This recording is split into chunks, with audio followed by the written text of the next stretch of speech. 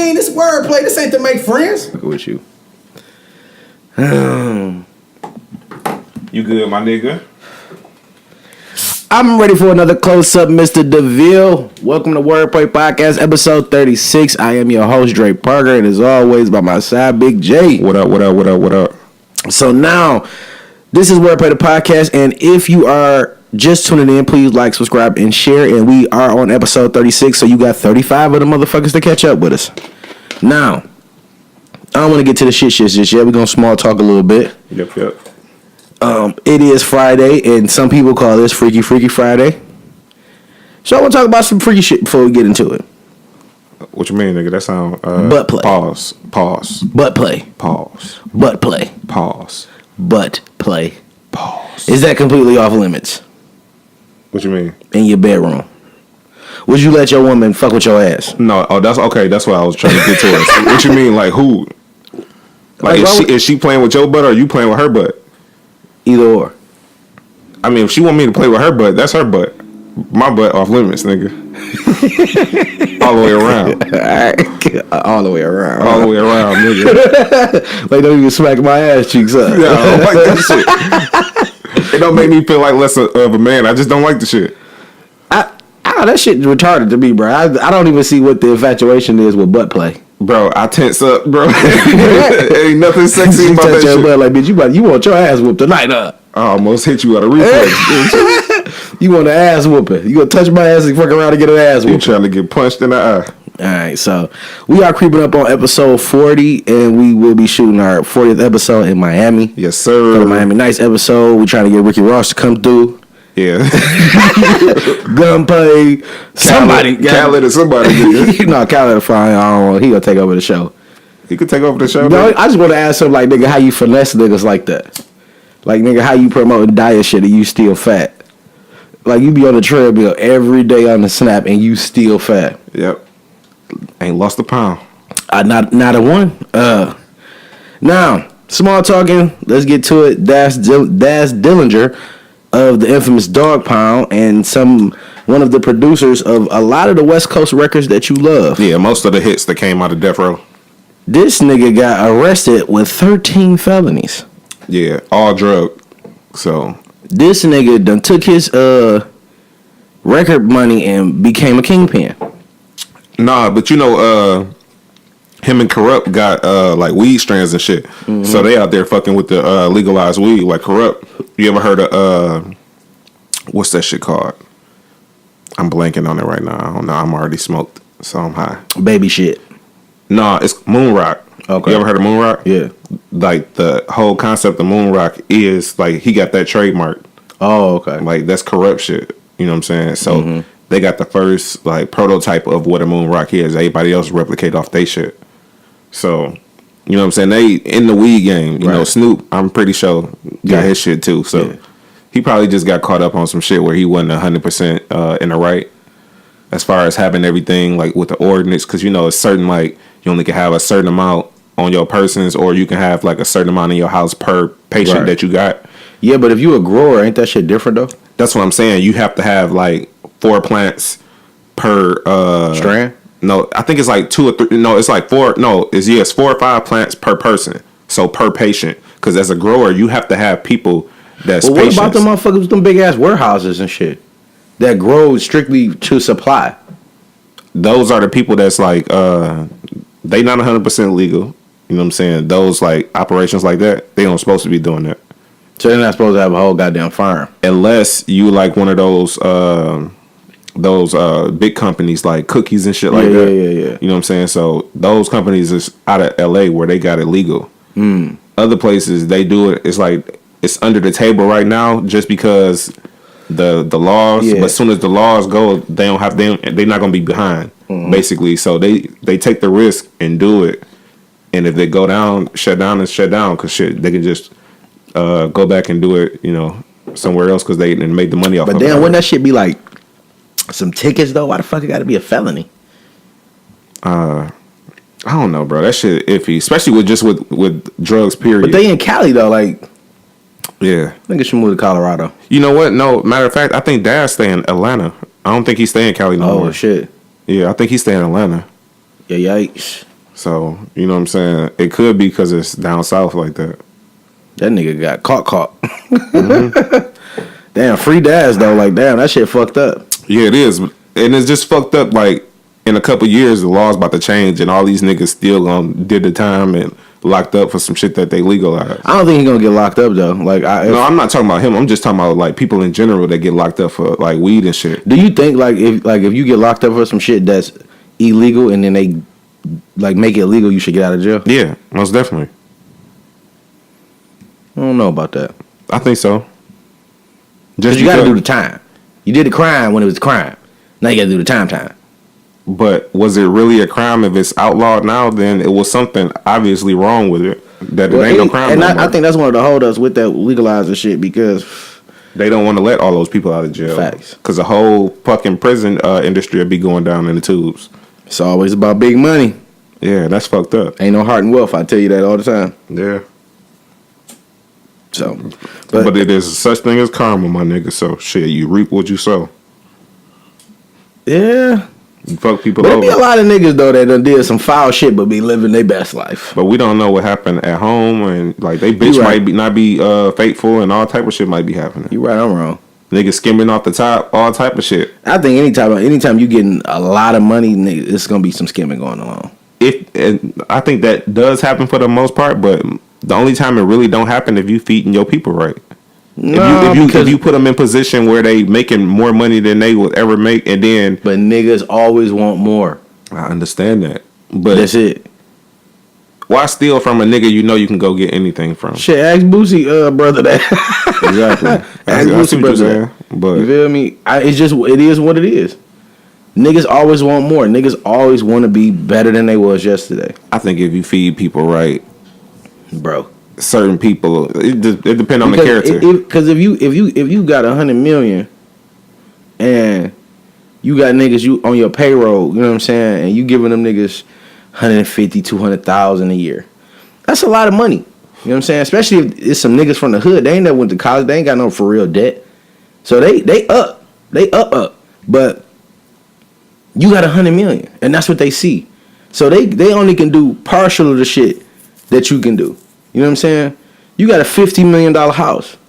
They don't got that. They can't afford it. You feel what I'm saying? So the niggas gonna always want, and they see what you got. You know what I'm saying? They around you. They work for you. They know what you got. So that's that dangerous part of when you hire motherfuckers that you fuck with and they love you. Because hate always start in your family. See, but you got to think about it too, nigga. If you making 200,000, theoretically, they do that for like an artist would do that for his homeboys. Right. They really ain't doing shit.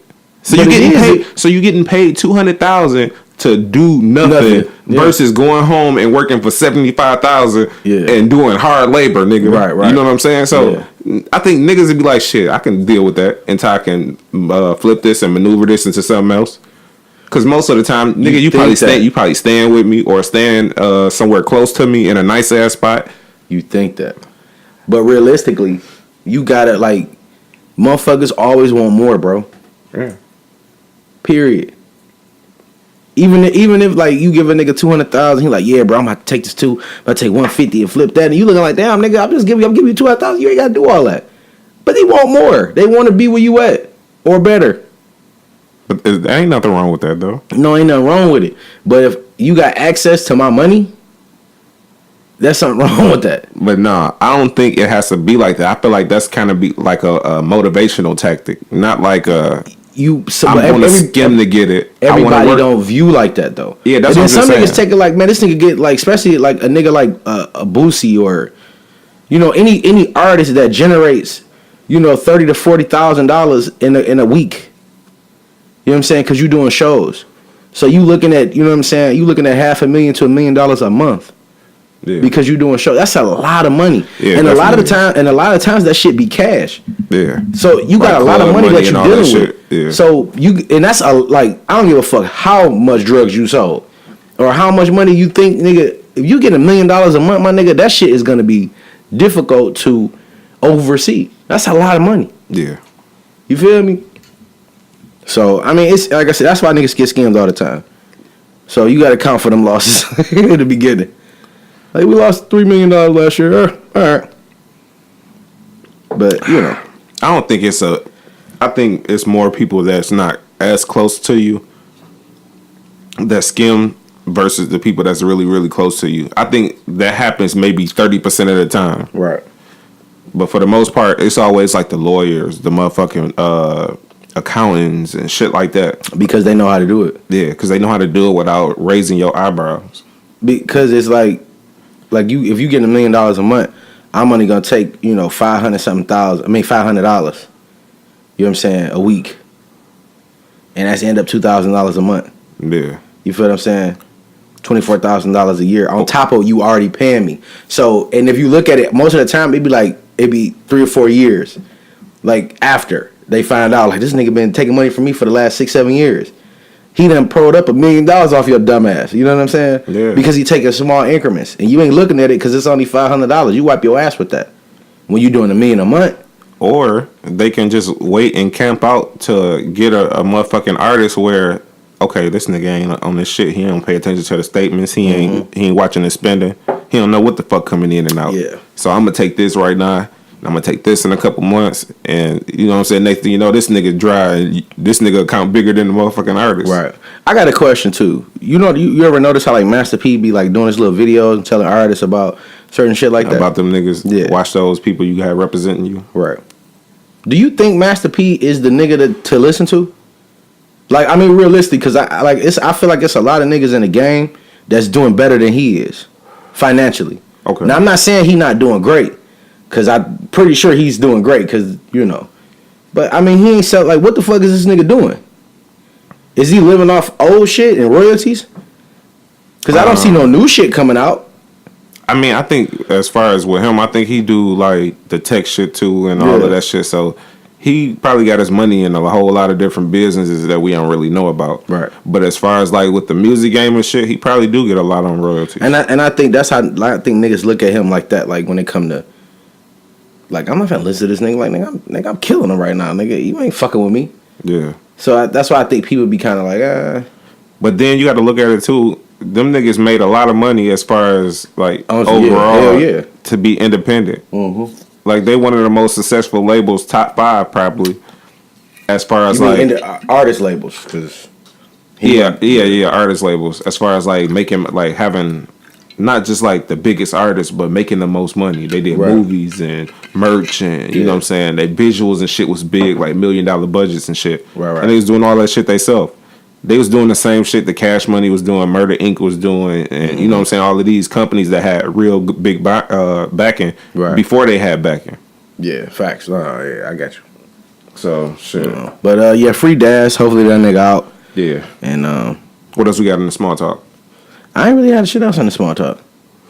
I thought the butt play shit was gonna kind of like go to some other shit, but neither one of us fuck with that shit. You don't fuck with that shit either? Hell no, I don't fuck with no shit like that. I mean, you asked comfortably, so I ain't know. I don't know, because I just wanted to see your reaction for real. Nah, I don't be tripping, because I don't think... Let me see how can I say this. I don't think it's necessarily gay when niggas, like, get their ass ate or licked or whatever. But when you start sticking shit up there and shit, I think that shit is, like... Yeah, it's kind of overboard. Like, I feel like it's a gateway drug. Yeah, it's a gateway. At some point, your bitch gonna be fucking you with a strap, my nigga. Like this is what. And I was listening to a podcast, nigga, with these girls. It's called Horrible Decisions, and they was talking about like pegging niggas and shit. And they was saying that they don't think is that what the strap is? That they call it pegging? Pegging when a girl fuck you with a strap on. But not attractive, nigga. They was saying that they don't feel like that's homosexual or. It's just like because a girl is doing it, but it's like it's the argument that I was thinking of. Like nigga, it's an extremity that a dude has. So it's not like you getting fucked in the ass with a pussy. You getting fucked in the ass with a dick. If you get fucked in the ass with a pussy, I don't want none of that pussy, nigga. I'm just straight. But what I'm saying is, it ain't something that you like naturally attracted to. It's I mean not. It's kind of weird not to. Damn it, I hate this shit, bro. I want to know, like I think we tiptoeing around shit, bro. I can't say what I want to say. Say what the fuck you want to say, bitch. It's your show. Yeah, you right. Like, nigga, as far as, like, this shit is gay as fuck, bro. It's gay, bro. Like, if you sticking shit up your ass, It's gay. Getting your ass licked, maybe that. Hey, I don't even want you near that motherfucker. I don't do that either, but I don't think licking the nigga like. I guess rim jobs is like some normal shit that happen a lot. I mean, they trying to normalize it. Yeah, but the shit is kind of gay. I feel like the positions you have to get in for somebody to do that is gay. Like what the fuck, nigga? And then you look back at it, my nigga. Like what the fuck is your problem, cuz? I couldn't picture it, bro. Imagine a nigga catching a glimpse of himself. No. Imagine a nigga. You getting your ass ate. You on all fours with your back arched. And your homeboy busting the room. Boom, nigga, I got... Alright, bro. I don't even want to touch this. We can't even be friends no more, bro. At all. This friendship is over, my nigga. I'm done. Oh, man. But I'm done, nigga. At the end, though, bro, that shit, at the end of the day, I feel like that's, like you said, it's a gateway to some homosexual shit. To homosexuality. I can't fuck with it. I'm alright. Peace. No thumbs, no fingers. No dildos. I don't even like when you grab my ass. Yeah. Don't grab my ass, bro. Don't smack my ass when we ain't playing in the game together. We ain't on the same team right there. You ask a bitch, she looking at your butt like, bitch, what the fuck is you looking at? What you gonna do with my butt, bitch? Like, exactly, bitch. You gonna rub this shit out? I got a whole dick in front of me and you looking at my ass. What the fuck is you gonna do? I don't understand that shit either, bro. Shit gay. That shit is, bro. So I guess it did kind of work out. Yeah, I guess. I don't know. But now. We squeezed that lemon. Yeah. Let's get to the shits. The shits. All right, so I'm going to start with something a little funny. Steve Harvey versus Pusha T. So this some new shit. I ain't hear this. You don't hear this shit? Nah. Do you remember the story of Adidon, right? Yeah. When he referenced Steve Harvey, the big suits and shit in the line. Yeah. Don't have the line, can't really say it verbatim, but you remember. I remember. So Steve Harvey decides to say, who the fuck is Pusha T? Okay. He called him a broke ass boy. Oh. And he dropped some bars on Family Feud, my nigga. Now, the bars was Bogue Day shit. Like, you know, you put that shit on the curb. Like, it wasn't. Okay. Because he started rapping, though. Like, with a little, you know what I'm saying? And I guess it was weird because I'm like, I forgot Steve Harvey was a nigga. You know what I'm saying? Like, because he kind of like damn near went in, like this broke ass boy. But he didn't say nothing bad. He just was roasting him. He just referenced Pusha just referenced the you know, however he put it. Y'all got to listen to the story about it to get it wasn't bad. But I guess Steve Harvey was he did, bro, because he said. Would you remember it now? Yeah, because he referenced it to his daddy wearing them big ass suits. Like, you got your daddy out here looking stupid with the Steve Harvey suit on. All right, so I guess Steve Harvey took offense to that because he like, nigga, I got my shit together. But we all know and we know Steve Harvey for wearing them big ass suits. Yeah, and with the shoulder pads, looking like he played for the Dolphins. Nigga, like, come on. He got a line at K&G Fashion. All right, man. But so he still produces the big ass suits. Yeah, he produced. So I mean, I'm look at it. I looked at it a little bit from a different side. Like, all right, well, maybe Steve Harvey looking like, nigga, don't be shitting on the shit, my suits and shit, because it's one of my sources of income. My nigga, like, you trying to. So, but he called Pusha T a broke ass boy though. Did Pusha T respond back? Not that I know of. Not just yet. What could he say? What could he say? He gonna tell jokes since this nigga rap? I guess. If he tell jokes and they duds, it's gonna fuel. I mean, Steve Harvey bars was duds. Them shits wasn't popping. But my thing is, like, I mean, the only reason I'm not mad at it because after we had this conversation before, do not mention me at all. Yeah. I don't got nothing to do with you. Don't talk about me. Or I'm pulling up. Period. Yeah. And in this day and age, pulling up means say something on the internet. Keep that same energy. That's what that means. Pulling up now means say something on the internet. Yeah. That's what that means. And I'm going to say your name. But he called that nigga a broke ass boy. I thought Steve was kind of jumping out the window with that. I don't know what Pusha T financial situation is, but I'm pretty sure the nigga's not broke. He shouldn't be. That nigga is the fucking president of good music. But not even that. He got a couple clothing stores. His clothing brand, Play Clothes, still pretty much does good. Yeah. You feel what I'm saying? Like, niggas be getting $2, $3, $4 million off of that shit because of, you know. Off of that shit? Yeah. But that still ain't fucking with Steve money, though. Nah. But let's be honest. Steve really just kind of tipped the iceberg with the shows, thanks to Ellen. You feel what I'm saying? Like, Steve been on his little chitlin circuit doing his comedy thing. When he became the Kings of Comedy, he had a little show. Steve wasn't a little radio show. He wasn't done. Now this nigga, in the last, 5 or 6 years, he started really getting it in. Yeah, hosting the Family Feud. Then your radio show got bigger because of that. Then you got your talk show. And I heard he just got replaced on the talk show. They replaced him with somebody else. So I don't know how that, I don't know. He probably ain't want to do that shit no more. I mean, he might be fucking tired. Like, yeah, that's what I'm saying. He do so much shit, nigga. But most of the shit's on the same lot. But still. But he go from this show to that show. But that's like hours and hours put in, nigga. Yeah, but it really only add up to about between 8 and 10 hour day. It's a regular work day. And you still get time off because of the seasons. So if you're not in season, but I feel like that would be the case for just like an actor. But I feel like he more hands on with that shit. So that's like 24 hours, my nigga. Especially if you in the writer's room and you know what I'm saying, tweaking and shit and talking to producers and getting shit done. Like that nigga gonna be there longer than 10 hours. I mean, I think with him, I think it's like with a comedian, I think it's different. Mm-hmm. Like anytime you get a comedian to kind of do something because they always doing improv. Yeah, and I ain't know he was a producer on the what's that shit, the Miss America. Yeah. So I mean, he getting his goal. Yeah. But that's just recently. You know what I'm saying? Like, I mean, he always had like even in his stand ups like the "Don't Trip" and "I Ain't Through With You Yet" shit. He always referenced the fact that he got money. Yeah. But now his money is a lot different. Yeah.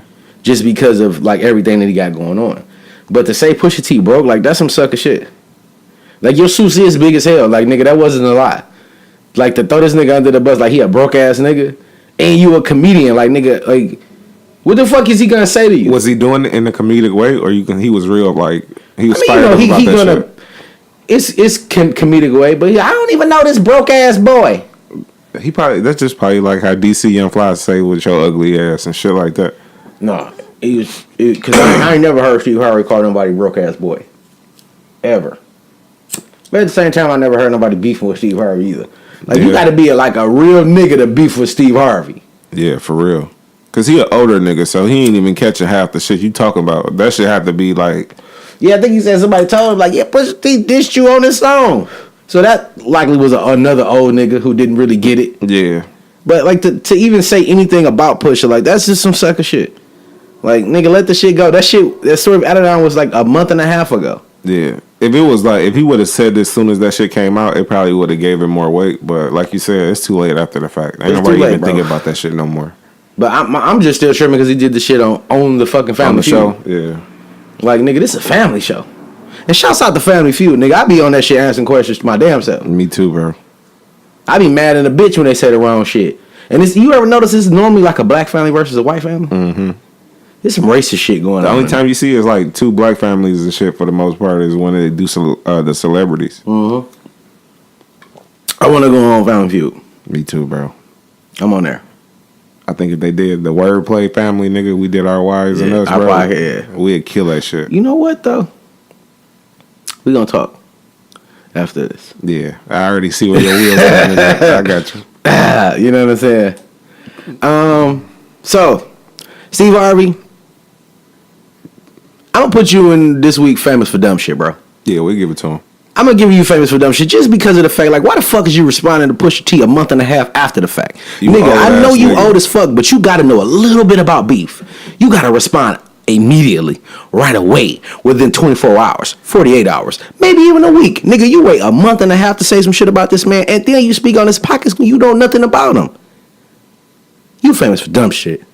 That nigga pulled a Kanye, bro. Who? This nigga, Steve Harvey. He talking about this nigga Steve Harvey. Yeah, he did. Because you remember when Kanye jumped out the window with Wiz Khalifa? Facts. Talking about when he said I'm gonna smoke on this KK, he thought he was talking about Kim Kardashian. No, it's the weed, nigga. You bugging. You bugging. You gotta relax. All right, now, moving right along. Now, I don't know what our demographic is, but I'm not sure if they're familiar with this artist, Nivea, who is Dream and Lil Wayne's baby mother, the mother of their children. Well, I think she got 3 kids with Dream and then one with Wayne. With Wayne, yeah. All right. So Nivea in the early 2000s, Nivea was the shit. Yeah, she was the hook. She was one of them artists that I fucked with. Yeah. Like I thought she was cute. She had a nice little body on her. She had a nice voice. She had some nice records. Laundromat was one of her big songs with R. Kelly. With R. Kelly. So she wrote. So she had an interview this week, and it was really interesting listening to her story because she kind of like dropped off the face of the earth. Now we knew that she was still, around just because of her baby daddies. Her baby daddies, and I know for a fact she not hurting. Yeah, money wise. Especially when she got custody of the kids. Yeah, she got custody of the kids. But she did an interview, and it was a little bit disturbing to me. You know what I'm saying? Like, one, because I heard people talking shit about her, like she sounded different, like her face was kind of like, yeah, you know what I'm saying, fucked up, or, whatever. But she older. She ain't the same, girl. You know what I'm saying? She's a whole woman. Yeah. A whole mama. She's a whole mama. A whole mama, nigga, like, with 4 kids, nigga. Yeah, for real. And she got really emotional when she was talking about her career because she really wanted to do this shit, like this music shit. Mm-hmm. Like, it was her thing, and she was a really good artist. And she had a moment. But what was interesting to me is because the music that she put out resonated with us, but it still, she was saying that it didn't. Yeah. Like, they didn't really know how to market her. She was supposed to be like a urban Britney Spears. Okay. But the pop community didn't fuck with her, and let her tell her the black community didn't really fuck with her. Okay. Because the shit that she, like the color hair and shit, that shit wasn't really popping like that then. Mm-hmm. So she was ahead of her time, which normally happens. Yeah. In this game, some people be ahead of their time. Yeah. You know what I'm saying? I get that. But what the disturbing part was when she started crying about being a mother. Like, she loved her kids. Mm-hmm. Like, and I felt the way, like, a little bit. She loved the fuck out her kids, and she kind of just was like, I gave up music to be a mother. Yeah. Because my baby daddy, she was like, I'm rooting for y'all, go get that shit, and they did.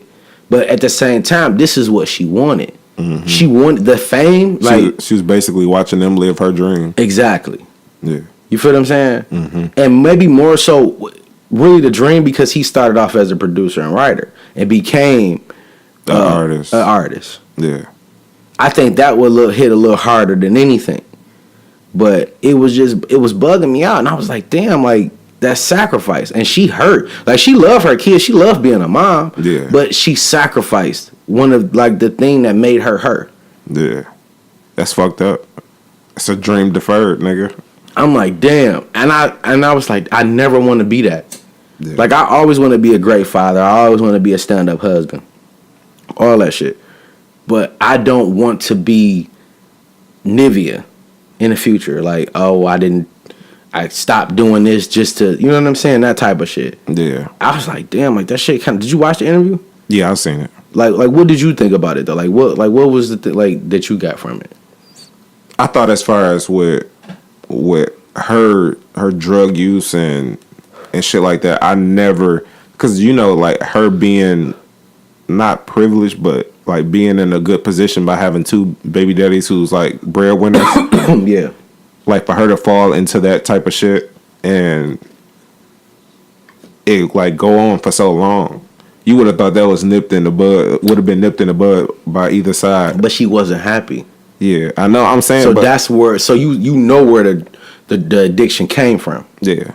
Because she, like, you know what I'm saying, and I feel like any parent, when you had kids, like, the objective, and I think a lot of people get this shit misconstrued. I don't live for my kids. Yeah. I live for me. As long as, if I'm good, my kid's good. But I have to make sure that I'm all right. You know what I'm saying? Yeah. And what she made sure her kids was all right, and she didn't make sure she was all right. And that's where the addiction came from, to me, the way I look at it. Yeah, I see that. But what I'm saying is, like, as far as her having those 2 baby daddies, like, they could see that her wanting to do music is a big thing for her. Right. They should see that, you know what I'm saying? Yeah. And it's fucking with her. So what they could do is make it easier on her. Put a studio in the crib. Have the producers go to her. Yeah. You know what I'm saying? Carve out some time and, like, make it better for her so she can work and still get her dream off and then if it don't work, then she know that she did everything she can do towards that, and she can walk away from it. Like, you know what I'm saying? Right. Feeling like I did everything I possibly could do. Yeah. But when you like leave it lingering like that and have her like isolated where she ain't being able to get to these producers and shit like that and do music like she want to, that's fucked up. So I feel like they could have did more for her and helped her out a little bit and made it a little easier. Instead of just knocking her the fuck up and paying her every month. Yeah, exactly. Yeah. So it made me look at them niggas a little different. You said it made you look at it did. I'm like, damn, y'all niggas some suckers. Yeah. I mean, I get it. Like, you know, you a rock star. You on the road constantly. You in the studio constantly. You're not there. And like in Wayne case, I don't know if that's with the Dream case, but that's not his only baby mama. So I could see it falling through the cracks. But at the end of the day, your kid is on son. Wayne don't like Wayne, and I know, and I believe that Wayne really, really liked Nivea. The way she described their relationship was very like we just hit it off, like we was because I remember them being the thing. She on a new album. Yeah, she's on a new album. Yeah. But that's what she should have like. It should have been happening. Yeah, that's what I'm saying. Like, so they could have helped her. I get you. Like that shit. Like, man, that whole thing. I felt it. Like, I kind of like got emotional because I'm like, bro, like I feel you. Mm-hmm. Like, that's fucked up. Like, I never want to like just because I'm a dad and just because I'm a dad like doesn't mean I stop being me. Yeah. That's just another hat I gotta wear. Mm-hmm. And I think a lot of people, you know, and with them, especially men, and I know we get into this mode, like, especially when you hustling or you grinding, you doing whatever you doing, you know, if you got a solid woman at the crib, you gotta remember, nigga, you couldn't do shit unless she makes sure the house is right. Exactly. So you gotta make sure she good. Mm-hmm. Good. You feel me? Like, you cannot just be out here being on some fuck shit. You feel what I'm saying? Whatever you want to do, I got you, because the reason why I'm able to focus on this shit is because I don't have to worry about my kids. Yeah. Even though I worry about my kids, I don't have to because I know you got them. Yeah. You know what I'm saying? So I'd have paid a little bit more attention to my woman. Yeah, me too. And Dream being a hit maker like he is, he could have wrote her some shit up. Like, I got this smash and I want you to do it. That's what I'm saying, dog. And like, Wayne got the access to anybody he ever, like, any producer you can think of just because he Wayne.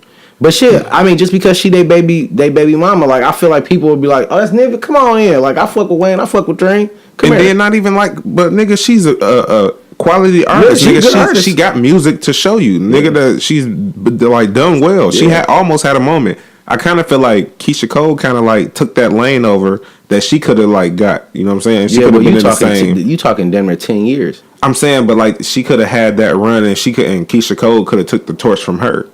You know what I'm saying? Like, I feel like they was in the same type of lane as far as like making those heartfelt songs for women. You know what I'm saying? Mm-hmm. Like, you know what I'm saying? It don't necessarily like have to be the same. Like Keisha Cole more like a done wrong woman. Yeah. It could have just been in the perspective of a woman, and you know what I'm saying? Yeah. Like, it developed into something different. I feel like she had a lane that she could have carved out for herself. I think a lot of that shit was because of Beyonce. A lot of them like female R&B artists kind of just fell by the wayside just because of Beyonce, bro. Shit, Kelly Rowland. She could have been a quality artist by herself. I mean, and that she has some hit records, but the fact that Beyonce is Beyonce, you feel what I'm saying? And the advantage, I just was talking about this shit with my brother, and because we talked about Tiana Taylor's record that they've been playing on the radio, the three-way. And I'm like, you know, it's a good song, but I don't think it's that record. Like, it's nice. It's a good record. Yeah. It's one of the records that stood out on that album. Yeah, me too. I'm like, this is a dope ass song, but I don't think I still think her time was limited because of the landscape. Now you got a lot of R&B artists, and they fighting for third place, all of them. Yeah. And why I say that, because Beyonce number 1, Rihanna gonna be number 2, so they fighting for third place right now. You know what I'm saying? At one point, I think Ciara had it, and Ciara kind of lost it. You know what I'm saying? Like, it's one of them things. Shit, I don't even know who SZA got her now. Yeah, no, she ain't got it because you got SZA, you got Ella Mai, you got Queen Naija. Shouts out to Queen Naija. You got La Britney. I can't remember the other chick name because 3 of them from Detroit. Her. You know what I'm saying? And it's another one that fuck with Big Sean. Who? She made the record with about the white Buffies. Brielle. What Brielle Leslie heard, but that's not the same chick. So it's 4 from, because she from here too. I can't remember her fucking name. Me neither. I don't know what you talking about. I'm sorry, baby. I really can't remember your name, but I like the song, but she sing and she rap. Yeah. And she got a unique sound. So, it's a lot of competition right now for that third. They all fighting for third place. Yeah. And I feel like, honestly, SZA, I haven't heard nothing from SZA after that last album. Like, I don't even hear her songs. This is why I listen to the radio, because it lets me know of who they are putting money behind. Yeah. So I'm listening, and all I'm hearing is LMA. You know what I'm saying? And I hear now Tiana Taylor's record. But LMA got 2 songs they still spinning. Yeah. I hear her record. I hear Queen Naja record. Like, all right. I haven't heard that Queen Naja record. I'll let you. I'll put you on. It's a dope ass song. Okay. And her shit is different because they had like her and her husband had like a public relationship. Like it was like a YouTube couple. Okay. And he ended up cheating on her. Okay. And so she kind of wrote about that. So her shit was, but it's a good record though. It's kind of like fucked up, especially if you're like a shitty ass nigga. You listen to that song like. It's probably talking to you. It's like how would you like it if I did the same to you? Okay. Like that type of shit. Like okay. It's a cold record though. But it's one of them things, man. And like I said, Nivea, and she is, the good thing about it is she is back to doing music though. Yeah.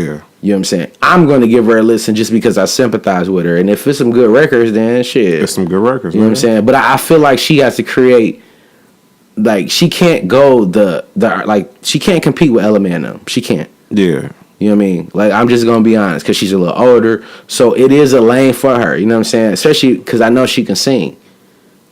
She can go that Jasmine Sullivan, Fantasia route. You know what I'm saying? Yeah, have you a couple hit records, maybe tour a couple times. You know what I'm saying? Maybe nothing overseas, some homegrown.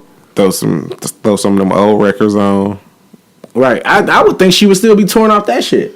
Yeah. But I guess, but shouts out to Nivea though. You know what I'm saying? And I really appreciate that. The fact that you were vulnerable and you were honest. You know what I'm saying? I think that's a hell of a quality in a person. Yeah, for real. You know what I'm saying? But so yeah, no, I'm glad you said Nivea being on Wayne's album. So Lil Wayne dropped Carter 5. Yes, sir. Crazy shit is we just talked about this shit. Was it 2 episodes ago? Yeah. And we didn't know when the shit was coming. Mm-hmm. But we knew it was coming. Yeah. We said it was coming. Yep. Because he said it was coming. Yep. And it came. Pause. No, actually, we predicted it a little bit earlier than that. We did. Because once he got off the they had told him that he got sole propriety of Young Money, we knew it was coming. Which was like a week ago. No, it was like 2 weeks. 2 weeks? Yeah, sure? yeah. Right. And I guess the album was already ready. And it definitely was because I seen an interview with Reginae. Shouts out to Reginae Carter, Wayne's daughter. She's on the album. Yeah, she didn't know she was going to be on the album either. But she did the song 3 years ago. Yeah. So Wayne didn't record all new shit. He already had some shit locked and loaded. I already knew that. You can tell by the sound of the album. It's a lot of like that song I let you hear with the with the sample. Yeah, with the sample of what's his name? G-Dep. Yeah. What is it? Special Delivery. Special Delivery. Yep. Yeah. So with that sample, like you can tell that was like it sounded like an old ass Wayne song, even though it is an old ass Wayne song, kind of. Because Wayne killed that shit on one of the mixtapes. Yeah, one of the mixtapes. But I really, really like that record. And I just told you off camera that I feel like, that is a wave that you can ride. Yeah. You can't do it the entire album. Yeah. But single-wise, you can do it. I've been seeing a lot of mixed reviews on the album, though. Yes. So Wayne took over my fucking timeline on Facebook, Twitter, and Instagram. Yeah. Everybody giving their reports on the album, and everybody want to hear it. Me and Big J, we already let y'all know for the past 35 episodes. Anytime our artists drop a record, we are not going to talk about that shit until a week later. We have to digest it. We got to sit with it. We got to listen to it forwards, backwards. You know what I'm saying? There might be some sneak shit in there that we ain't hear. So I'm like, off first listen, I only heard a couple songs. And it is exactly what the fuck I expected. It's traditional Wayne. Bars. Yeah. Wayne is going to give you the metaphors. He's going to give you them punchlines. Them similes. Huh? Them similes. Them similes? Yeah. Oh, yeah. He going to make up some words. He going to rearrange some sounds in words to make the word rhyme. Yeah. That's what Wayne do. That's what Wayne. So now I'm looking for the actual rollout. Okay. How they're going to play it. Like what's going to be a single? What's going to be a single, one. Two, does he have any features with other artists Yeah, he do. that's coming out, like that's new singles?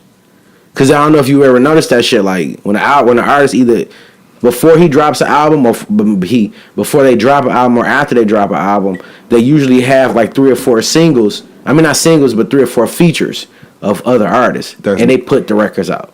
Okay, I see what you're saying. So I'm because it's you know, one of them things like, let me get on this. I know he gonna do something with 2 Chainz. I think he already did. Yeah, they did the whole album again. No, I'm talking about like something 2 Chainz gonna put out. Okay. You know what I'm saying? Just to put it out. Yeah. So I'm waiting on that. You know, Wayne, you know, like I said, I already told you, I feel like people gonna fuck with it off the bail just to sympathize, because they sympathize with him.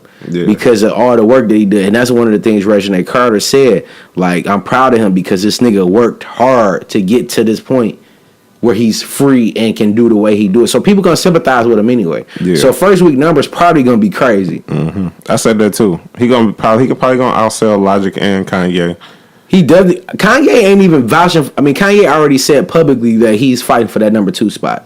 Mm-hmm. Because he already know, because Wayne haven't dropped a project in so long, like a full album, and people been waiting on it and waiting on it and waiting on it and So this question I got about to ask you is not on the docket, but nigga, who you think gonna sell more? Who? Between like put the order together: Wayne, Logic, and Kanye. Wayne, Logic, Kanye, just the way you said it. Just the way I said it. Because Kanye, people got a real fucked up talk. They got a real fucked up taste about Kanye right now. So they probably not gonna support Kanye just off of the strength of the MAGA hat. Okay. Period. Logic got a different crowd. Logic got white people fucking with him. So I wouldn't be surprised if Logic kind of peek over Lil Wayne by a few thousand. They were saying that it's gonna be close between him and Logic. So. And that's just because I understand the landscape and I understand how the shit worked. But Wayne got a lot of sympathizers. People want Wayne to go platinum in a week just to go platinum in a week because he Wayne and because of all the shit that he went through. So let me ask you a question. Do you feel like, okay, with the last album that Logic did, it was like more geared towards like kids who suffering through like suicide and shit. Yeah.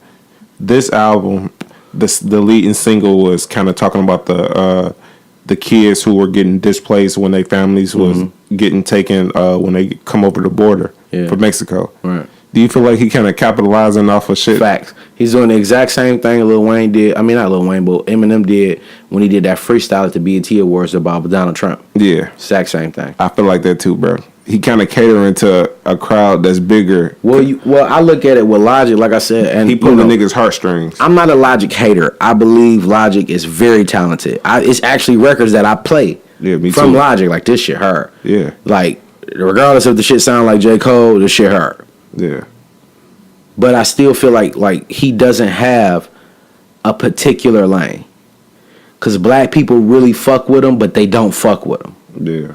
You know what I'm saying? It's a certain type of black person that fuck with him. The same nigga that fuck with Logic fucks with John Connor, fucks with Hobson, fucks with Marshall, heavy. You feel what I'm saying? And they listen to that type of shit, the bar shit. Mm-hmm. You know what I'm saying? So Logic, he plays on the fact that he's mixed race, and it works for him.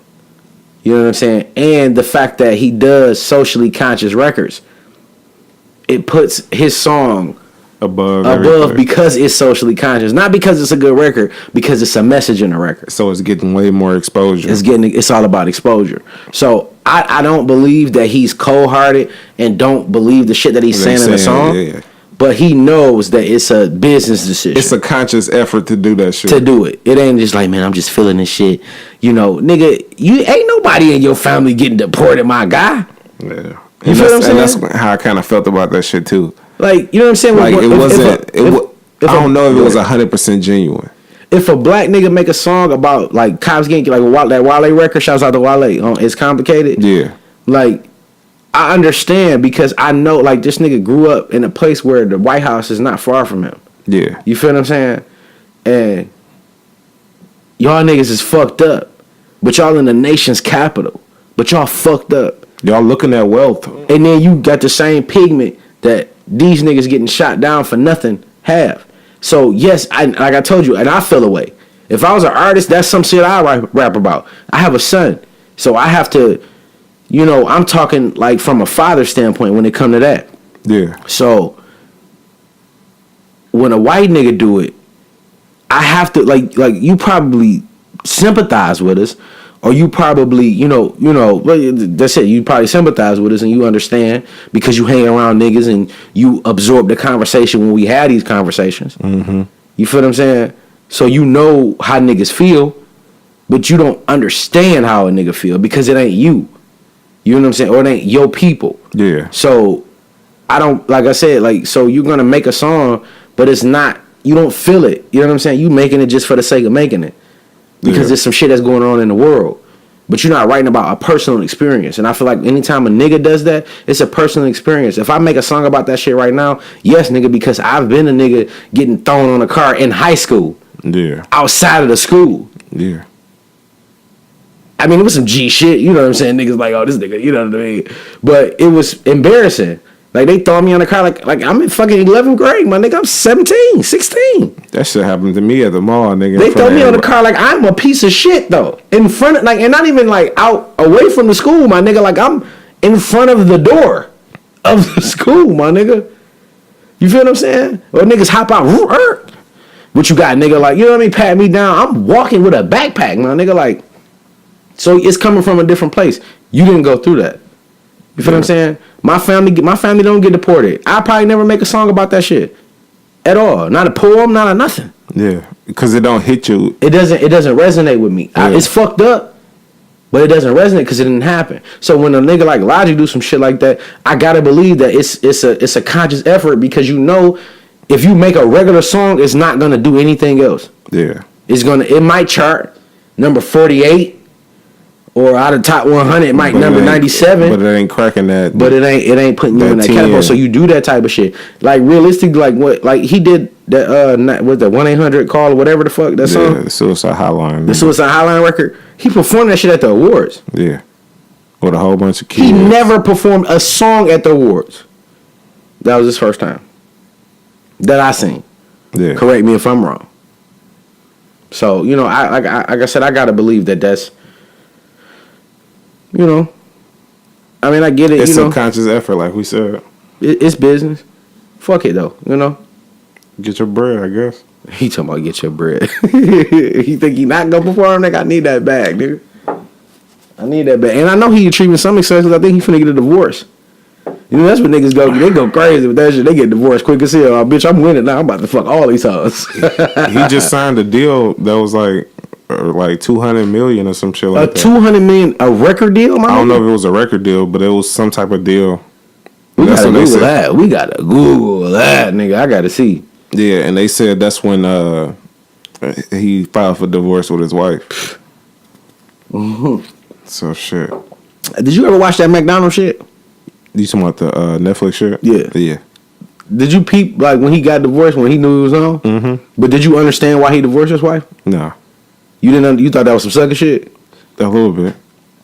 She didn't remember when he took the loan out on the house. Like this is. Oh, and she was mad about it. This is called The Founders with Michael Keaton. Yeah. It's about the story about McDonald's. Mm-hmm.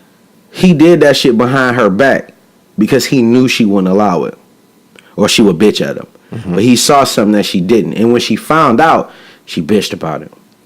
She complained the entire time, right? Mm-hmm. But this nigga was going ape shit hard though. Wasn't really making no money, but he believed in it. So when his go came, I'm out. Why should you get to enjoy any of this shit when you didn't believe in me?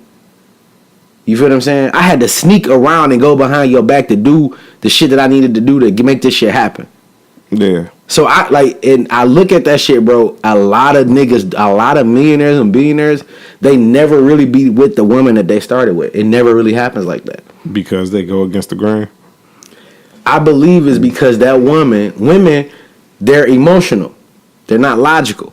Like men are. You feel what I'm saying? Yeah. 1 + 1 is 2. They're going to say 1 + 1 is 2 sometimes. They're going to argue the shit. You know what I'm saying? Or they feel a way about it. Like, why? Why I gotta be there? Why I gotta be 2 all the time? Because it is. So, Just a message for women. When you got a guy or you got a man who is chasing a dream, a realistic dream, and he is doing everything in his power to make this shit happen. Mm-hmm. He's using 100% of his energy on this dream. Your best bet is to support him 100%. His energy should match your support, or your support should match his energy, because he's gonna pop. Because anytime you put that much energy into anything, you're gonna see some type of results. Period. I don't give a fuck. Anytime you put 100% of your energy into a project, you're gonna see the results that you set out to see. No. Anytime. I mean, you might get some results, but it's never gonna equate to what your ultimate goal was. First off, let's just be clear. Niggas, like every millionaire and billionaire, tell you ahead of time. Determine in the beginning where your cap is. Yeah. A lot of people don't do that. They just jump in. You don't know where you want to be. What's the common denominator? You don't know that. You got to figure that out. Yeah. Right? That's an essential part of development. That's the most essential part of development. Once you figure out the idea, figure out exactly how far you're willing to go with it. Yeah. If you don't feel like that, then yes, you're going to fall short. But realistically, you didn't really fall short. You made something because you didn't set a goal. You have to set goals. Yeah. So that's what I mean. Like if you set a goal, like your goal is to move 10,000 units, like independently as an artist. Yeah. Like that's your goal. Like this song, you're gonna do everything in your power to move 10,000 units. Now it might not happen in 10 months. Yeah. But it's gonna happen before 10 years. It's gonna happen with that song. But you gotta push that shit. This shit is every day.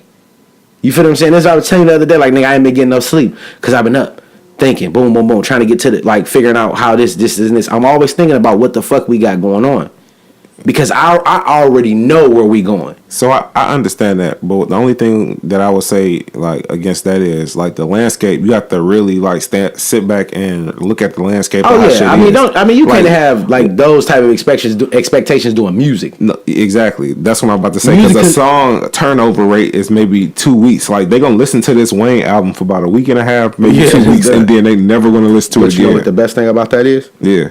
All it takes is 2 weeks to make $20 million. You have to go extra hard to do that. They already the algorithm is there. They already done figured this shit out. You feel what I'm saying? They know the powers that be, the labels, they know that what people gonna they know anticipate what people gonna spend. Exactly. You dig what I'm saying? Yeah. They know that whatever Wayne knows, he ain't stupid. By a long shot, he wouldn't be where he at if he was stupid. He know this anticipation is gonna give him a leg up because people are gonna go listen to it just because they want to hear what he did. Because we've been waiting 10 years so long. The same conversation that we having, they have in a boardroom though. Yeah, you feel what I'm saying? Yeah, and they got about 8 suit niggas and about 8 real niggas in that bitch, and they all, you know what I'm saying? Going back and forth. They going back and forth, so they spitballing on how this shit gonna work. The 8 real niggas, because they in the streets and they pay attention to what people pay attention to. Yeah. The suit niggas don't, but they understand numbers and algorithms. So they that's how that shit work. Whatever, as I'm saying, with one song, 10,000, impressions, it's not a lot. But it might be something to you. But if it's a goal, you know what you're shooting for. So then you figure out how to get to 10,000. You might get to 2,000. If you get to 2,000, you can get to 10,000. You feel what I'm saying? Mm-hmm. Because you learn this shit on the way to 2,000. Mm-hmm. And it's going to push you to 6,000. And then at 6,000, it's kind of caught fire, so it's going to kind of spill over. And it's going to get you to 9,000. I think that works with everything but music. I still think, because I'm not saying 10 million. I'm saying 10,000 because I understand the game. I know it's 250,000 rappers. Another one just popped up. It's 251,000 rappers. For real, nigga. You know what I'm saying? That just popped up. That decide today that they want to start doing music. Exactly. You feel what I'm saying? And all it takes is this microphone and a fucking program, and you can do whatever the fuck you want to do. Young Fur, nigga. What I'm saying, little Kit Kat. Little Kit Kat, little Toenail, little Beijing. You know these niggas with these littles. Jesus, bro. That's all it take. Yeah. You know what I'm saying? And then now they recognize that if I stand out physically, I'll be all right. You know what I mean? If I throw, not even purple hair, I'm gonna go burnt orange. You feel what I'm saying? Not even do no dreads. I'm gonna do a whole fade, nigga, with the waves booming, but I'm gonna change this shit to burnt orange. I'm gonna stand out. They already see how this shit work. I just seen a group of 3 little young niggas. They a rap group. They all got purple, like pinkish purple hair. They stand out. They the goldfish. They the blue goldfish. Yeah. You feel me? So, you know, all you gotta do is set goals. You set goals. Realistic goals though. Like be mindful of that. Yeah. Don't just be like, nigga, I'm 100 million. No, nigga, you gotta be realistic. Nigga, you just started rapping 3 days ago, nigga. You gotta be realistic. Yeah, for real. You feel what I'm saying? Yeah, know your demographic. You set realistic goals, and you set deadlines and projections. Meaning, I'm gonna do this, I'm gonna have this done by this day, have this done by this day, have that done by this day. Boom. You will achieve your goal. And then you keep moving that goal. Once you hit that goal, you change the goal. Hit that goal, change the goal. I feel like we just making generalizations though, because along the way, sometimes those goals get deferred because like circumstances happen. Well, that's geometry. You always got to prepare for variable change. Yeah. You feel what I'm saying? But that's what creates character. Yeah, that's where you build the tools to be able to carry on when shit get bad. Exactly. So, but that's, I think, what the fuck? What? How did we get all the way there? Hey, it was a good tangent. It definitely was. Nigga, we great. Yeah. We was talking about Wayne's album though. Yeah. I forgot what. So as far as Wayne album, I feel like just my first listen, it's like it's cool for the average Wayne fan. Right. But I was expecting a little upgrade, but I told you it wasn't gonna be like that though. It's cool. I expect more from the next one because I feel like he might have had a whole lot in the stash. He just wanted to get this shit out. He's gonna drop if Wayne is smart and he got the right people around him, which I believe he does. Yeah, it's gonna be an abundance of music. Yeah, that's coming out because he has so much. That's why I feel like this album was 23 Not songs. even that. I honestly, for like on some real shit, bro. I think Wayne was fucking chilling, bro. This is a man who has been working since he was 14, musically, right? Writing for everybody else. Writing for motherfuckers. At that one year, he had like 100 and some odd features. It's a working ass nigga, bro. Yeah. I'm about to relax, man. I'm paid. I got more money on the way because I got a lawsuit popping. And he just skateboarding. I'm chilling right now, bro. I'm being a dad. I'm at the birthday parties and that type of shit. Yeah. You feel what I'm saying? I can see that. I'm chilling. I worked for 20 years, my nigga. I'm tired. That's when I see Wayne's face, bro. Like now, because he look older. That's what I see. I see tired, dog. I see all over this nigga face, bro. Tired. He probably don't even do all the drugs he used to do. He probably would be too tired for that shit. I feel like the reason why he was doing drugs is because he was tired. Michael Jackson. He tired. His fucking feet hurt. He got 17 corns because this nigga be doing the heel touches. But he in high demand, bro. So you gotta work. And I think a lot of people, when they get into the game, they don't really understand that. They look at the fame, they look at the money, they don't look at the fact that, nigga, you're working, my nigga. This is your job. But you gotta kind of think of it too, nigga. When you get into this game, you feel like you're gonna get a run where you're gonna work. Yeah. But it's like a unicorn, nigga. Like it's only certain a handful of niggas who get that Wayne run where he have everything. Everybody tour though. No, but what I'm saying is nigga, he was getting to the point where he can come out on 10 of the songs that's on the Billboard. As far as if they doing their own tours, he can come out on all their sets because he got songs with everybody. Not only do that's you got extra work. That's your 11 tours because you got your own shit you gotta do. So you coming out on their shit, coming out on your shit. Like, nigga, you wilding right now. Yeah. You dig what I'm saying? But I'm saying that's an anomaly. Every artist don't do that. But every artist still tours. Look at this, and this is why I talked about Boosie in the beginning. Because a lot of people really believe, because Boosie he not a fan favorite up here. He come up here and niggas fuck with him because he hood. He's so dope. He did Time, and some of his songs niggas like the old shit. Yeah, but I fuck with Boosie. He get the grandfather then effect like him and Jeezy. Yeah, you know what I'm saying. But Boosie is a nigga, and I followed Boosie like social media wise. Yeah, cause Boosie a hustling ass nigga. That nigga is doing at least 3 to 4 shows a week, my guy. Yeah. I believe you talking, he don't got singles out there. He doing $25,000, $35,000, $40,000 shows, dog. Yeah. $100,000 a week. Because they know in these hoods that he can make that money because it's enough people that's gonna come out to pay for that shit. Well, in the South rather, that's that South shit. That's that legend shit. And certain and you gonna be over from motherfucking Arizona all the way to Florida, my nigga. He can come up here and make the money. Mm-hmm. He can go to Philly and make the money because he got a big demographic there. Like, nigga, he got a lot of little pockets where he can go and perform that's outside of the South. So that's probably why he makes so much money. This nigga house is like a motherfucking playhouse, bro. And that was the smartest shit in the world. If y'all don't know, that nigga Boosie bought a motherfucking house. I remember watching the shit. The nigga paid like $250,000 for the land. It's like 60 or 70 acres, my nigga. I might be wrong because I'm kind of blown right now. But it's a lot of motherfucking acres. Yeah, for real. His house that he built cost $3 million. So now we at $3.2 million. Little 3.25 million dollars. Let's just shoot it to 4. The house is valued at $65 million, bro. Yeah. That's a $60 million profit, my nigga. If you sell it. Nigga, what? And the additions that he making to the house, it's just making the value go up. This nigga building like a full-fledged treehouse that's like a treehouse mansion. Mm-hmm. So it got like real like triple pane windows with the what you call it, like the picture windows, like, you know what I'm saying? They got all type of shit, like real nice wood. But that's why he doing 4 shows a week, man. Theme parks in the back. And he got his jail run when he got out. Everybody wanted him. He bagged up when he got out of jail. He's smart as hell, bro. Shouts out to Boosie. No, he is smart as fuck, but he got lucky with that land though. Let me see that. He got lucky with the land. No, I'm talking about to be able to get out of jail and hustle that into basically a career.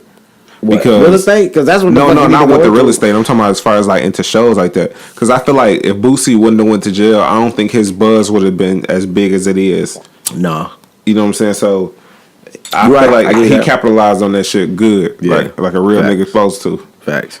But next week we're gonna talk about Lil Wayne Carter 5 a little bit more in depth. Yeah, we're gonna give a real good breakdown.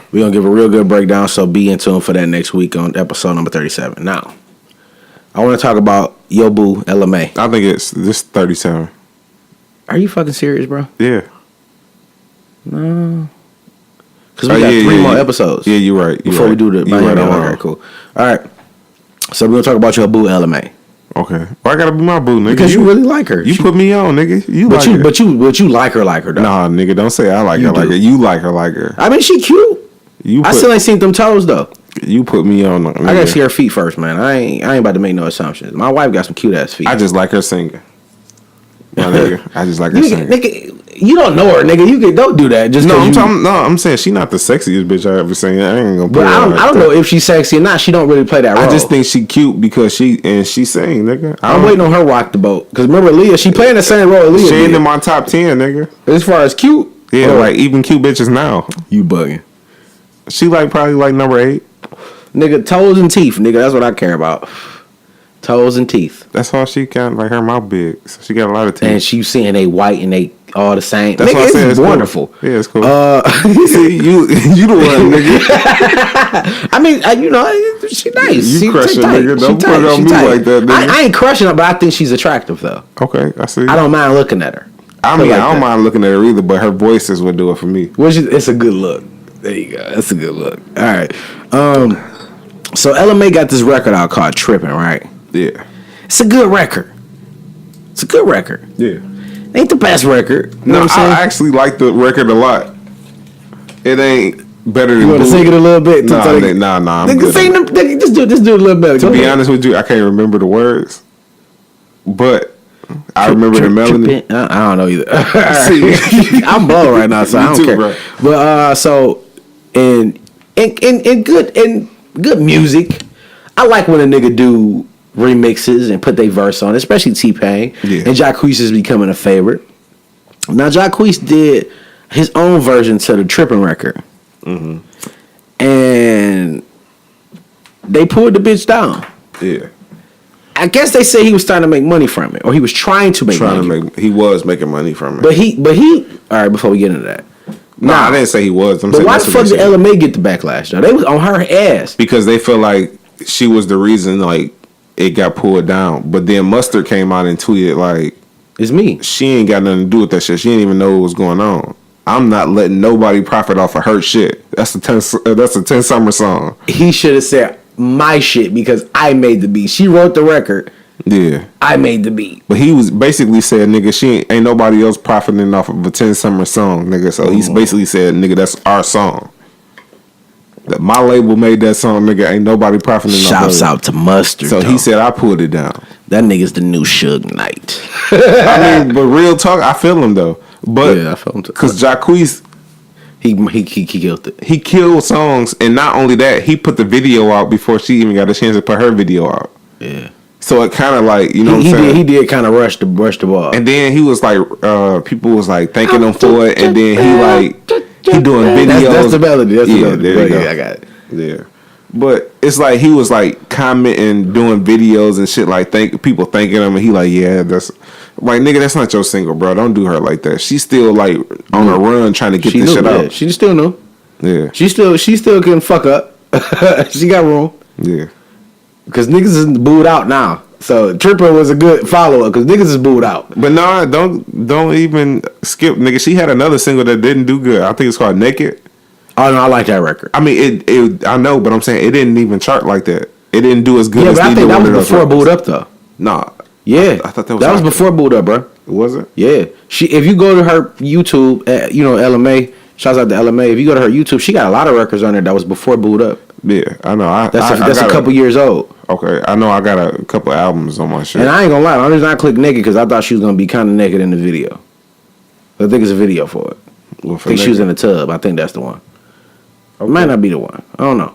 But anyway, I'm kind of like catch-22 with the shit because I always feel like anytime an artist, you know what I'm saying, like a T-Pain or Jacquees or Wayne redo your record, it kind of shines light on your record. But they kill your shit to a point where niggas don't remember your record, but they know where the record come from. Yeah. But Jacquees, he killed that shit. But I still feel like LMA shit is better than his. You think so? Yes. Now, if Tory Lanez would have did that motherfucker, I don't know. You said Tory be killing shit. Look, shouts out to Tory Lanez. Tory Lanez murder shit, bro, and he been chilling lately. But he kill shit because that controller shit. Yeah. I still play that song. Drake he should have took that shit off the album after the album came out. Damn, it's like that. It's like that, nigga. I'm like, oh no. It's straight. He murdered that bitch, bro. That singing shit. I ain't never heard a nigga do Lil Wayne, like Draw 3. Nigga, shouts out to Draw 3, shouts out to Wayne. That was the times where I was hearing a nigga, like, I'm not even remembering the original song. Oh, yeah. When Lil Wayne redid We Taking Over. Yeah. And he was already on the original version. Yeah. I didn't even listen to the original version. I listened to the one with Wayne on that bitch. Yeah. It's me, the rapper eater. Sometimes, bro, like yo, he had the most memorable verse on the original one. I am a beast. Feed me rappers and feed me beats. Nigga, like what? Nigga, that's. I know we went back, but that's the Wayne I'm waiting on. Nigga, feed me rappers and feed me beats. Nigga. And that's what's funny. He got like shit like that on there. He should have put that shit on the hoodie. I'm putting it on the hoodie. Fucking feed me rappers and feed me beats, nigga. Yeah. That's the hoodie. Hey, we gonna have to cut that out. Nah, fuck that shit, bro. Feed me rappers. We making some money off that. Feed me rappers or feed me beats, nigga. That shit hurt. I'm with it. But merch coming soon. So, like, do you feel like it was? I don't even know why I'm asking this question because I already know you're gonna agree. Like, we think the same. What's up on that? Like, I would have took the shit down too. Like, you're not about to make no money off that shit, fam. Yeah. It could go on YouTube and go on SoundCloud and do whatever. Now, T-Pain and Jacquees had little words. Yeah, I seen that. You seen that? Yeah. I still don't understand what the fuck that nigga Jacquees said. Like his response to T-Pain. He basically said he wasn't trying to make no money off that shit. But then why would Mustard pull it if you was making some money? That's what I'm saying. I don't know. Like, I want some more beef. Fuck it. Jacquees, you need to beef with Mustard. You ain't even got a Mustard song, my nigga. He ain't fucking with you. Beef with that nigga. Fuck it.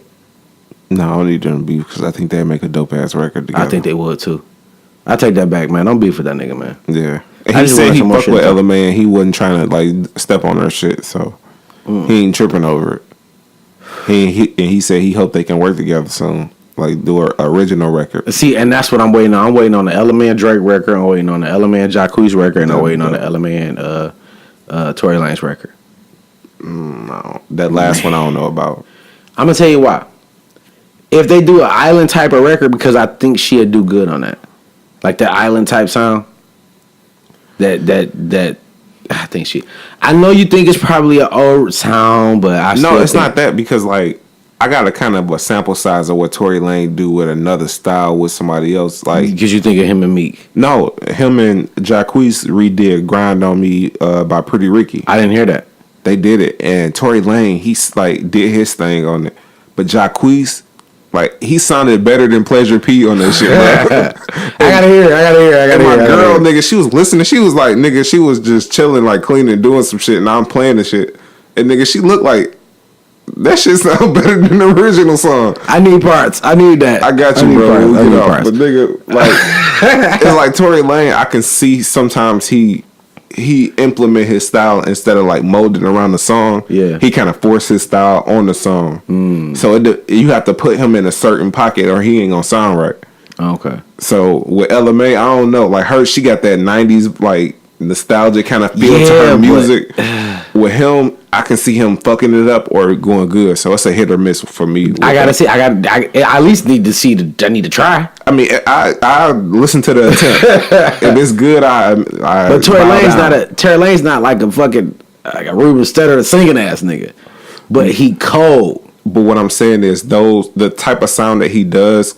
It's a lot of like engineering done to the vocals and shit. Right. And that shit don't sound good on every beat. Is what I'm saying. So if they go for a nostalgic sound, they have to go for a specific sound that's gonna make it sound right for him. If they go with Ella May style and like the way she builds songs, it'd be more organic and you like got a bounce to it.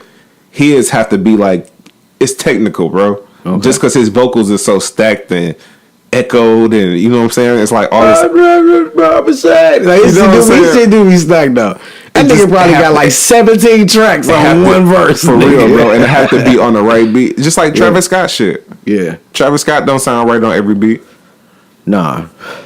But I don't know, man. That shit kind of fucked up though. I mean, I'm business wise, I'd have did the same thing. Yeah, me too. But I still like for the culture, that shit was hard. That shit was hard. Yeah. But you nigga, like you cool, but nigga, you rushing it.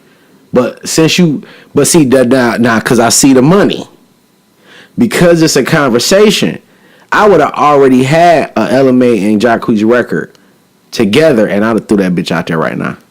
Or Jacquees could have just waited and sat on it for like 2 more months and put this shit out 2 months and nobody would have gave a fuck. Yeah, but you know how the landscape in this game is. No, but they would have cared about his mix and thought the mix was dope, but her song would have already like started like declining as far as the steam. They playing the fuck out that shit. No, but what I'm saying, it would have gave it enough run to do something. It didn't really leave, like he kind of jumped the gun on the shit. Like by like putting this video out before in the game, I don't think you jumping the gun because if you put a record out, like even if it's a remix or a remake, and that shit you get 7 million views, you got to go while it's hot. Yeah. You got to strike while the iron hot. You know what I mean? Now I wish that him and Take was it Take Kravitz or TK Kravitz, whatever the fuck my man name is. I'm glad if I said I did want it. That's my shit right there. Yeah, they should have did that shit. They should have did that one. Yeah, that shit hurt. That's some real like. If nigga 90s R&B can come into 2018, that's what that shit sound like. Yeah, that shit hard. That shit is hard. Just because, and it ain't even the beat, nigga. It's the words. Yeah. Can I take a dive in your ocean? Yeah, it's not rude. Like I listen to like the OJs and shit like that. Like they shit just be smooth. It's smooth. They finesse that shit to you. And they talking about fucking this bitch. You know what I'm saying? Or Teddy P, turn off the lights. Yeah. Turn them off. Like, you know what I'm saying? Like, you know what's gonna happen. Yeah, they insinuate without saying. These niggas not, dog. I'm opening them pussy lips. Nigga, they are very vivid. Nigga, like, you can think, oh, yeah. The pussy I see is it all the pink. way. The pussy is pink, huh? I'm up in the motherfucking guts. Nigga, like, guts? Nigga, God damn, nigga, how much dick you got? Nigga said he in her stomach lining. I said, what the fuck? But it's a different landscape. But that Ocean's record, bro, that shit is like, Yeah, that shit hurt. you know what I'm saying? Like, I play that song in the car with the kids. They don't know what the ocean is. Can I dive in your ocean? I'm like, dude, he be like, what do you mean, Daddy? He want to go swimming. Shit. He want to go swim. He want to swim. You know how we was in the swim class? Yeah, he want to swim. I can explain it. You know what I'm saying? What, you can't explain no motherfucking Young Dolph. Oh, hell no. Shout out to Dolph. I ain't gonna lie to you. I played Young Dolph at work on purpose to make the white people uncomfortable. And it humors me, and it makes... I get not a little bit of satisfaction, but I get a little bit of... I don't know. I get like a little burst of energy every time I see their face turn red because of the they music. should like that. Get paid, young nigga. Get paid. I don't play that shit. Yeah, you played. I played a fucking that bitch in her throat. like the ignorant ass. The music. ignorant shit. I got you. I don't do it on purpose because they do little petty shit as far as like telling us we can't play our music in our ears, but they don't care us playing our speakers. So you gonna listen on my knob, like cool on the couch. I done went through that. I done went through the 90s. Okay. I done went through all the Tupacs, nigga. Everything that's raunchy and shit, bro. I done played. Like, what the fuck is he doing down there? I play a whole DJ set at work, bro. I think all white people talk country. Like my white person voice is country. It's the trailer park. It's trailer park. It's hillbilly. Yeah. Shouts out to Gary on. Get some. Get some. Nigga. Alright, move right along. Yeah. But like, you ain't like anything you want to. Alright, cool. So now to the bill. You want to go to the bill? Yeah. Alright. So we get like quiet and shit like on this part. Like, yeah, because I said bill because I don't want to end on bill. Yeah, right, okay. Facts. Yeah, so go ahead. Bill Cosby got sentenced to 3 to 10 years in penitentiaries because he raped 6 bitches. I can't even say that shit. That's a lot of bitches. He didn't get raped. Look, he didn't get charged for that. He got charged for 1, right? For 1. He got 3 to 10 in 2004. But his sentence was definitely in the thought of the man, of the 59 motherfuckers. Yeah, basically. 60 bitches. No. I still have a hard time with it. I get it. I still have a hard time with it because I don't believe none of that shit. That's just me. I'm not expecting y'all to agree with the fuck I said. But I feel like motherfuckers coming out the woodwork. I feel like that, but at this point, I feel like for him to do these years at his age, bro, it's fucked up. It's fucked up, bro. It is. They should have did this shit to him 20 years ago if they was gonna do this shit. Bro, this nigga done fail. He can't see, bro. He legally blind. I swear to God on everything I love. He's legally blind. Nigga, I swear to God, bro. If you don't put that motherfucker, I'm legally blind shit, bro, we're gonna have an issue. This nigga is legally blind, my nigga. Oh my God, bro, I'm done. Like, I swear to God on everything I love, bro. So for this nigga to go to jail is bold as fuck, bro. Somebody threw a hot dog, bro. This nigga, dog. What the fuck is the symbol of the hot dog, bro? Still hot dog boy, bro. Come on, man. And he failed. When he first failed, when I first heard this nigga fail, dog, I was like, he old nigga for real. You know they got the you go to the handicap bathrooms, they got all the poles and shit on the wall so they won't fall. You go to a hotel, they got them bitches bolted into the wall. Hold on, like, what the fuck is that? What the fuck is this pole for, fam? Like, goddamn, you went your arm on that bitch. Nigga, like, they got one at my grandma lived in senior citizen home. If I go to her house to take a shit, I'm leaning on that bitch. Like, I guess it's nice. It's nice, it's comfortable. Oh man, I needed that laugh. But They threw a hot dog bun at this nigga though. Now, me personally, I threw a Jello cup at the nigga, bro. I'm not throwing a hot dog. That would have been more pudding pop. throw a pudding cup at the nigga. But I guess a Jello pudding is a commodity, nigga. You can't just throw on a pudding cup. You gotta trade that bitch. You gotta trade that. Just want some noodles. Yeah. This nigga done failed and they threw something at this nigga, dog. But he not in Gen Pop. And that's probably why. Are you sure? Yeah, no, they say he not in Gen. He a celebrity anyway, bro. They're not gonna put him in Gen Pop. But he in state prison. It ain't like he in fucking the Fed, nigga. State pens got and I haven't never been in prison, I don't know. But I know a lot of people in And he prison. going to Philly. Yeah, but they have like the fuck is that shit? Where it's like it's ISO. Mm-hmm. But you be in there with other people that's in ISO.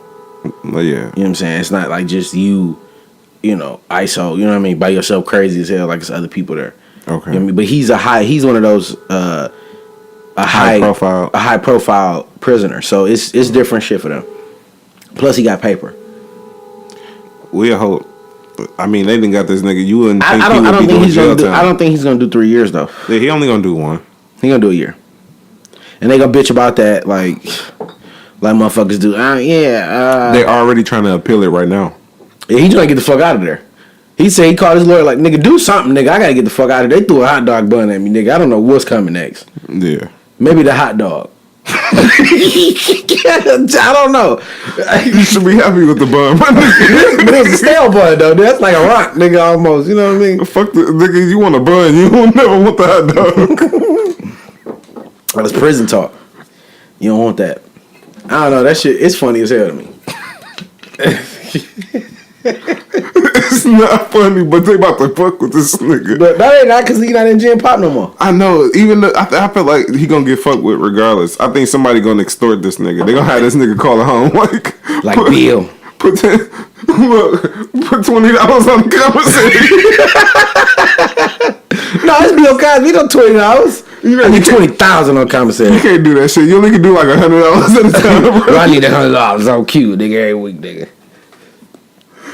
Oh, that shit fucked up. That shit fucked up, bro. Anytime an old nigga go to jail, bro, that shit funny. And you got I know the situation not funny, like, you know, the Me Too movement and raping 60 bitches. But we bitches. laughing at the fact about the jail. I'm laughing at this nigga in jail and he old as fuck, bro. And then they had the audacity. You seen that little clip when he did like the swerve at the camera? Yeah. Man, I don't know why that shit's so funny to me. That nigga like, yeah, bitch. Like, nah, I'm gonna say, what the fuck is you doing, nigga? No, I'm gonna say something I was kind of thinking, bro. Okay, go ahead. So, with Bill Cosby, he never embraced the young niggas. He kind of like patronized all the like the young comedians and all that shit. Right. So if he would embrace them niggas, he probably would have had a better time going to jail. Just overall, I feel like people would have had a little bit more sympathy for him and helped him out more. I just watched the interview with David Allen Greer. Shouts out to David Allen Greer, a Detroit native. Yeah. He was talking about that in the beginning, and I think the most important thing is never forget about his wins. Yeah. Because remember, I told you we in a game where they only report your losses. Yeah. Don't forget about his wins. Now he was on Wendy Williams, and she asked him about Bill Cosby. Of course, I don't remember what the question was, but he, proceeded to say, because David Allen Greer used to have his own show. Yeah. And he said Bill Cosby came on his show, and it's like, I'm gonna show you how to run this shit, and da-da-da-da. And he's like, Bill Cosby is a mentor, and I always will hold him to the utmost high. Yeah. But if 60 motherfuckers say you did some shit, you gotta listen. 60 people. Not two motherfuckers, you probably like, all right, you know what I'm saying? Like, it could be a lie. But 60 motherfuckers, Yeah. you gotta listen. And that's what he said. He didn't disrespect Cosby, and I feel like that's the most important thing in this whole situation. To remember the nigga legacy. Because like, nigga, this whole shit they trying to tarnish everything that he's ever done. But he's done a lot of shit for a lot of people. Yeah. Put a lot of people on in position to eat. You feel what I'm saying? Everybody got their demons. We all do. But you know how that go. But that hot dog shit had me in tears, bro. I'm not lying, bro. I'm like, who the fuck throws a hot dog bun? That nigga, yeah. And it wasn't perfectly good. It was stale. So I know that motherfucker kind of hurt it a little bit. Like, bitch, like, who the fuck keeps a hot dog bun long enough for it to get stale? You're not about to scrap with nobody. But who keeps a hot dog bun long enough for it to stale and then bring that one? He probably went to go eat. You know, he went to commissary. Nigga, they got, like, you know, motherfucker Cosby up. No, he probably had that bitch up under the, and then, you know, like, in prison, them rapists, bro, they be fucking them niggas up. So I didn't expect him to go in that motherfucker and just be treated like a god. Yeah. You feel what I'm saying? Because most of the niggas in there don't fuck with Cosby. They fuck with the Cosby Show. Mm-hmm. But they don't fuck with him and, you know, his opinions as far as, you know, young black people and, you know, everything like that. So, that nigga still a hot dog bun at that nigga. That's the worst. That's probably about the worst he gonna get. Yeah, they gonna have to put him in isolation. They already did. He's not in Gen Pop no more. I don't even think he was in Gen Pop, period. I think he just had to go through the process. And he was, you know what I'm saying, with motherfuckers and shit like that. But the nigga got paper, so I don't expect him to. He not gonna do like the whole 3 years. You know what I'm saying? He gonna do that shit on lockdown, 23 hours, fucking with the people that's also on lockdown. And all them niggas good. He gonna do a whole year. You don't think that shit gonna kill him? No, cause he black. No, I just feel like because it's a shock to his system. Because you know, at his age, he kind of like structure his day as far as like how shit go. So when you kind of like disrupt that function, I feel like sometimes he black. He old as fuck, bro. But he black. He black, but he old as fuck. And he's not like I just had this conversation with somebody. He's not. I can tie on my own shoe, motherfucker, nigga. He's one of them niggas. He's a nigga. I don't believe Cosby had niggas tying the shoes. He had to, bro. He can't see, my nigga. Nigga, you can know, nigga. I don't need to. I can close my eyes and tie my shoes, nigga. Just show me the laces, nigga. Show me where they at. I can tie them bitches. I'm saying though, that's what I'm telling you. Listen, black people survivors, bro. We are survivors. That is a motherfucking fact. That's a fact, bro. But everybody's susceptible to age, bro. And everybody's susceptible for getting a hot dog bun thrown at you. That's the new wave. I'm throwing hot dog buns at niggas. I'm stealing them bitches out right now. I'm throwing hot dog buns at niggas. You got them on chill right now? I got them on chill. They froze. All right, but free Bill Cosby. That's how I feel. Yeah, me too. So, I can take that shit how y'all want it. Yeah, for real. Now, how many minutes we at? 126. Damn, that should be. We been talking like a motherfucker. Pass them. All right, so we're gonna end the show off like so. This Cat Williams and Kevin Hart shit is continued. What's this going on? The second, third? No, we don't talk about it the last time. We didn't talk about it this time. No, so I'm talking about the time before that. It was the Wanda shit, and then the time was the Kevin Hart interview. Yeah, I think we talked about the Wanda shit and the Kevin Hart shit at the same time. Oh, we did. Yeah. Okay. Cat Williams just posted a video, and it's on the Shade Room. Shouts out to the Shade Room. Y'all niggas is better than TMZ. Cat Williams on that motherfucker going. Y'all gotta see the video. He like, nigga, I beat your ass. He done went all out the window with the shit. Now he like, all right, nigga, you done poked a hole in all my numbers. Yeah. And all my alternative facts. Now it's time to bitch, let's scrap. Yeah. I'm on my way to Floyd Mayweather gym right now. I'll knock your ass out. That's what he's saying in the video. To be honest with you, I don't think he can fuck with Kevin. As far as scrapping? Yeah. You know, Cat was a Marine or some shit like that, right? I understand that. I'm just letting you know. You gotta check the nigga's background before you get talking about I'm gonna fuck this nigga up. No, but I'm saying Cat drink a lot. Cat smoke a lot. Cat do other drugs. Bro, I don't know what Cat does. I'm saying come on, bro. We see how I don't come on nothing, nigga. I'm not there. No, nigga, when this nigga, I know he smoke weed. I know that. No, I'm saying this nigga out here getting beat up by kids and shit, bro. That was a big ass kid though, bro. I don't give a fuck, nigga. Bro. That was a big ass kid. I don't give a fuck, bro. Nigga, if you a Marine, nigga, you supposed to be able to take down a goddamn I'm kid. not about to do no Marine shit on the 15, 14-year-old kid, bro. To get him off your ass, yes you will, nigga. That shit was funny though.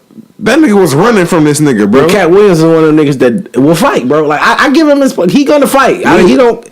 That nigga Kevin got a Snapchat show of this nigga lifting weights and running and boxing and all this shit all day, bro. He lived that fitness life. This nigga, bro, don't do that shit. Want to smoke. He don't want to smoke. This nigga Kevin ran circles around. This nigga doing fucking 20Ks and all type of shit, bro. This nigga like he be out here running, bro. You want to bet? I bet. If a fight happens. If a fight happens. It's $1,000 bet on the floor. I put it there. All right. We get money, man. I gotta watch out. I put it there. I guarantee you Kevin will whoop that nigga Cat ass, bro. Cat He don't even look like he in shape. I'm gonna do the $1,000 bet, but how my bank account set up is everything's in my savings. Switch it to my check and shouts out the camera. All right, that shit was funny. All that means is you gonna have to give me 500 and 500. I'll take it in 2 days. Nigga, I ain't tripping. Put something on the bridge card.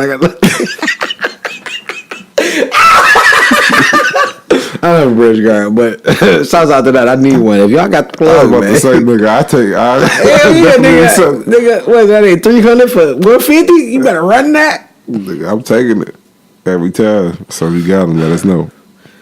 This has been a good show, though. Yeah, This has been a good show, man. yeah, we was chilling this one, bro. That's because we drink liquor. Y'all notice we've been kind of chilling on the liquor. We've been drinking like beer. Yeah, Let's try not to get ass fucked up, but I'm fucking blowed right now. Shouts too, out to bro. Big J for bringing in that Jack Daniels, though. yeah, that's that whiskey, bro. That Y'all need to Tennessee fuck honey, with it. man, that shit good in the motherfucker. I don't be chasing my shit either. So for niggas who drink dark, and if you don't want to just keep drinking the same nigga shit like the Remy and the motherfucking Hennessy. Douce and the Hennessy. Well, no, don't say Douce, because Douce is something smooth as a different. motherfucker. So the Hennessy, get you some motherfucking whiskey. You know what I'm saying? The Jack Daniel's Tennessee honey, or you can get the Crown Royal, the green apple. Now, these niggas not paying us for this shit. We just drink it. But we definitely gonna at you niggas in this shit, because we Yes, be sir. fucking with this We shit. need some motherfucking sponsors. So Send the cases, nigga. if you wanna, y'all don't with the have to sparkles start on with it. money. Y'all can start with product. Send us some motherfucking cases of liquor, and Listen. we will drink it and promote it on the show. We will drink the fuck out of that shit. We Now, even do a little commercial for y'all niggas. if y'all want the commercial, we can do that too. All right. You think that we rap? We think we could? It's a good Yeah, we show? good, bro. It's Like, hour 30. We can rap. Yeah, we can rap. All right. Hey, let us know what y'all think about. I'm blowed, bro. Let us know what y'all think about the show. This has been another episode of the Wordplay Podcast, episode 36. What we gonna name it? I think we should name it Hot Dog Buzz. So, There you go. Hot Dog Buzz. nigga. All right, cool. So we name the show while we're filming the show. Yeah. This is something that we just do. We say it a lot, or it just resonate, or just funny. Or It something. names We gonna itself name shit. basically. Right, it names itself. So, you know what I'm saying? It's your man, Big J. And I'm your host, Drake Parker. We out. You gotta nigga. say host, bro. You can't just say your mans or some shit like that. You ain't they mans, bro. They don't give a fuck about you. I don't do, give a though. fuck, I nigga. love you, though. I'm everybody, man. All right. Until you ain't. Damn. You know what I'm saying? This nigga Vampire Brooklyn. Nigga, fuck I you. just watched that shit. though. Episode 26. 36, nigga. Nigga fucked up. 36, nigga. Hey, we out, man. We out, nigga. That's What you mean? This wordplay. This ain't to make friends.